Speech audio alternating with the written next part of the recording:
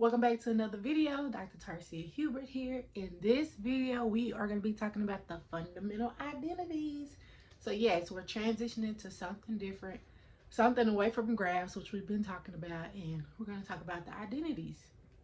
So we are going to go back and just talk about some of the identities we've already discussed before, starting with the reciprocal identities.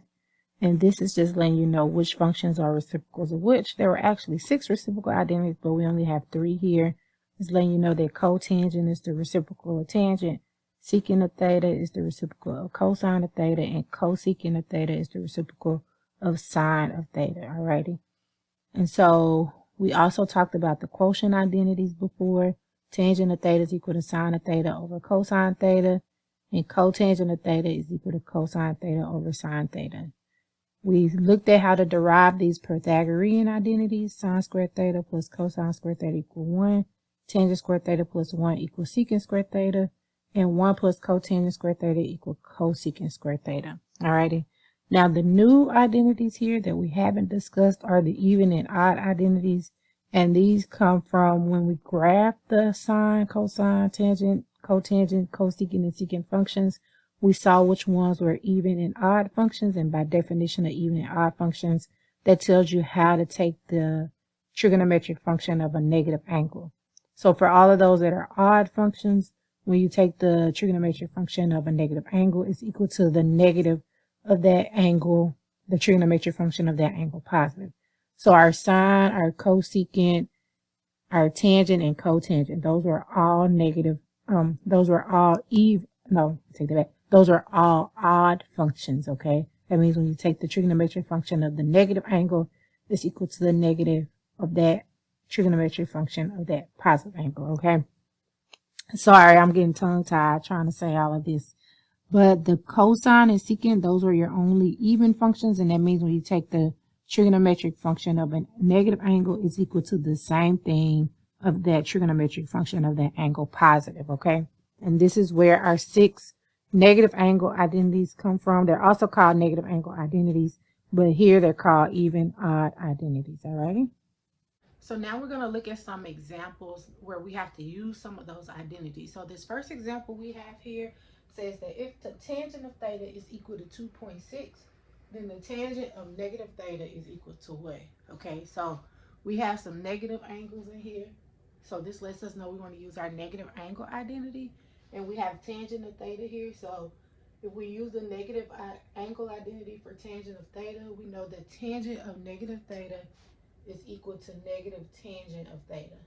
Okay, and that's from the negative angle identity. And so we know that tangent of theta is negative 2.6. So I'm going to replace tangent of theta here with 2.6. And then that lets me know what tangent of negative theta equal. Tangent of negative theta is equal to negative 2.6. So that's how you use the negative angle identity. Let's look at another one. In this second example, we have if cosine of theta is equal to negative 0.65, then cosine of negative theta is equal to what? Okay, so again, we have a negative angle, and so we want to figure out or use the negative angle identity. So negative angle identity for cosine of negative theta is equal to cosine of theta. Alrighty, and so cosine of theta is negative 0.65.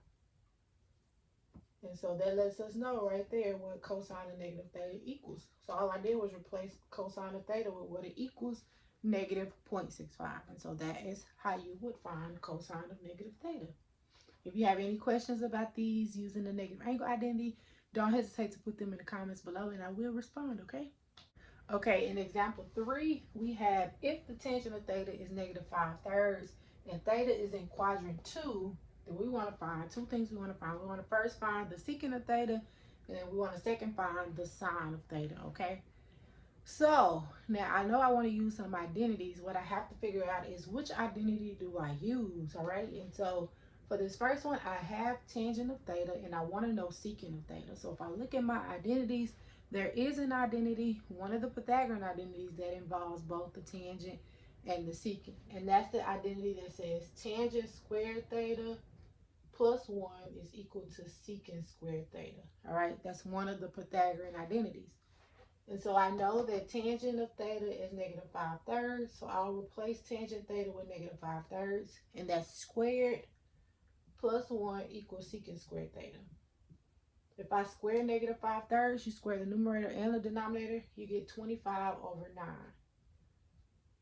So now I need to add 25/9 plus 1, which means I need a common denominator. So I'm going to multiply top and bottom here by 9. That will be my common denominator. And that will give me 9/9. So 1 is the same as 9/9. So I'll do 25 plus 9, which is 34/9. And that equals to secant squared theta. Now I'm trying to solve for secant theta. So that means I need to get rid of this square root. So, this square. I'm jumping ahead of myself. I want to get rid of the square. And the way you get rid of the square is you take the square root of both sides. But whenever you take the square root, you have to take the positive and negative square root. And so what we get, I'm just going to switch sides. That the equal side is on, so equal sign is on. And you get secant of theta is equal to plus or minus square root of 34/9. Which is equal to plus or minus the square root of 34 over the square root of 9, and the square root of 9 is 3, okay? So you can break that up. That becomes the square root of 34 over the square root of 9, which is the square root of 34 over 3. Now I have to determine, is it the positive or the negative value? And that's where this quadrant comes into play, in quadrant 2. So in quadrant 2, remember secant is the reciprocal of cosine. So cosine in quadrant 2 is negative.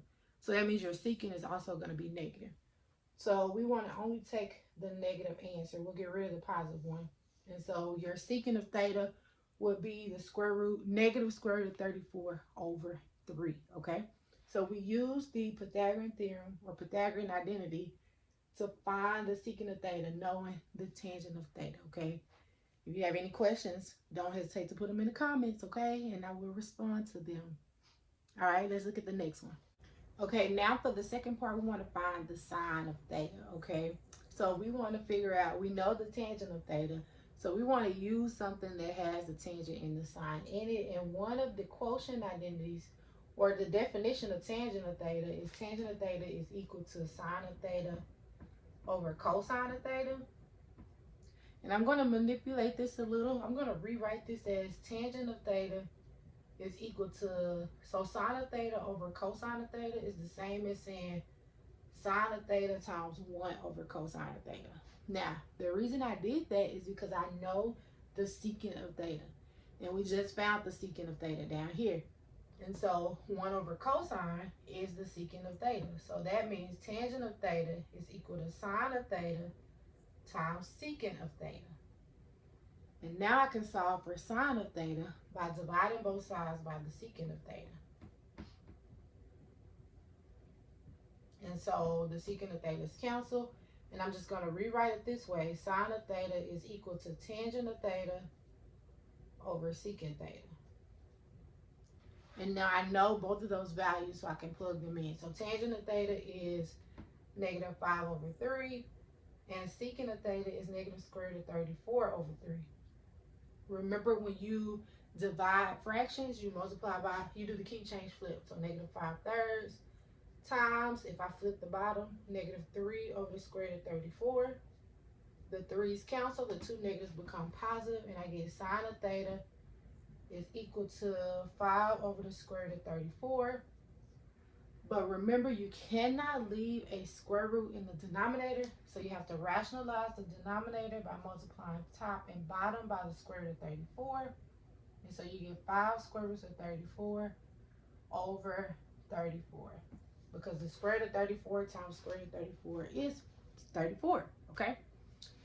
And so that is what we end up getting for sine of theta. And if you think about it, in quadrant 2, sine is positive, okay? So sine of theta is equal to 5 square roots of 34 over 34. That will be your answer.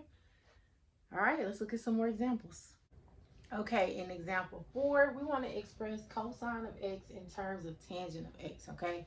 So we want to see how can we manipulate one of our identities to write it cosine of x is equal to something with the tangent in it, all right? So if I look at my different identities, I do have tangent is equal to sine over cosine, but I wouldn't be able to write cosine in terms of just tangent. It would have a sine in there also, okay? So I wouldn't want to use that identity. Another identity I could use is the Pythagorean identity that we used earlier, which is tangent square x plus 1 equals secant square x. Now, this doesn't have a cosine in it, but I do know that secant is the reciprocal of cosine. So I can rewrite this secant so that it has a cosine in it. So basically, I want to find an identity that I can use that has only tangent and cosine in it. Only tangent and cosine in it. And this one doesn't have cosine, but I can make it have cosine. So I'm going to rewrite this as tangent square x plus 1 equal to 1 over cosine square x. I don't need the parentheses. Well, technically it's 1 over cosine of x squared, but you will square the top and the bottom. If you square the 1, you get 1, and then if you square the cosine of x, it becomes cosine square x. So that's how I was going to write it at first, but to keep from writing all of those steps, I just wrote 1 over cosine square x. So now I want to solve for cosine x. So I'm going to multiply both sides by cosine square x. So I'm going to multiply this by cosine square x. This cosine, these would cancel. And so this would give me cosine square x times tangent square x plus 1 equal to 1. All right. Remember, I'm trying to solve for cosine. So now what I'm going to do is I'm going to get rid of this tangent square x plus 1 by dividing both sides by tangent square x plus 1. So I had to multiply both sides by cosine square x to get the cosine square x out of that denominator. So now these tangent square x's cancel. That gives me cosine square x equal to 1 over tangent square x plus 1. To solve for cosine, I'm going to take the square root of both sides. Whenever I take the square root, I take the positive and negative square root.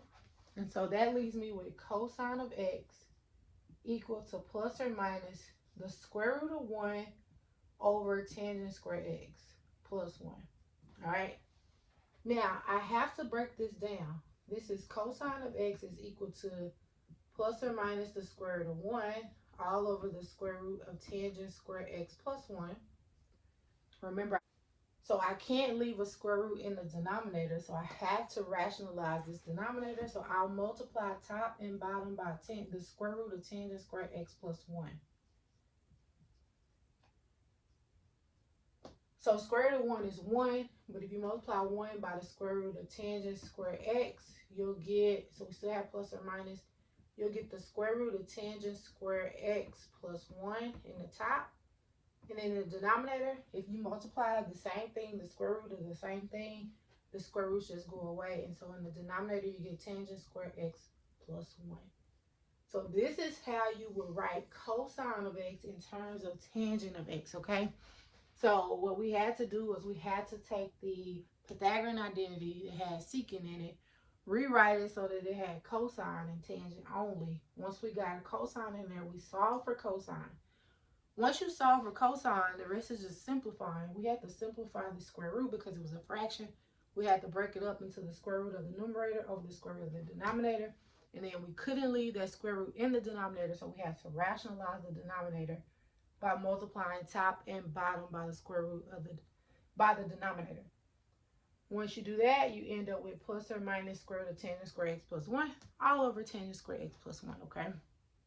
So y'all make sure you write all this down, soak it all in, and let me know if you have any questions, okay? Okay, we're going to look at one last example, example 5. We want to write tangent theta plus cotangent theta in terms of sine of theta and cosine of theta. And then we want to simplify, okay? So we're going to start, I'm just going to start with writing out tangent theta plus cotangent theta. And I know I could write both of these in terms of sine and cosine because tangent of theta is sine of theta over cosine of theta. And then remember the cotangent of theta is the reciprocal of tangent, so that would be cosine of theta over sine theta. So I've done the first part. I've rewrote this in terms of sine and cosine, but now I need to simplify. And the way I'm going to simplify is I want to add these two fractions together.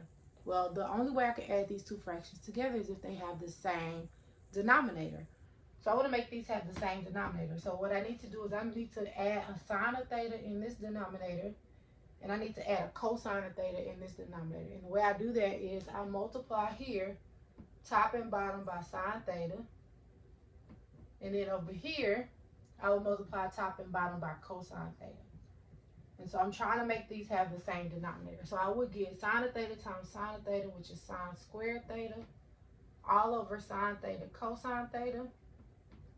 And over here, I would get cosine theta times cosine theta, which is cosine squared theta, all over sine theta cosine theta. Now the denominators are the same, and so now I can add those two fractions together. And that gives me sine squared theta plus cosine squared theta, all over sine theta cosine theta. Well, if you look in the numerator, we actually have one of the Pythagorean identities up there, sine squared theta plus cosine squared theta. By the Pythagorean identity, we know that those add up to equal 1. So I can replace the numerator with a 1. And that becomes 1 over sine theta cosine theta. Alrighty. And that's by the Pythagorean identity. Pythagorean identity. And there is nothing else we could do after that. And so that will be your final answer.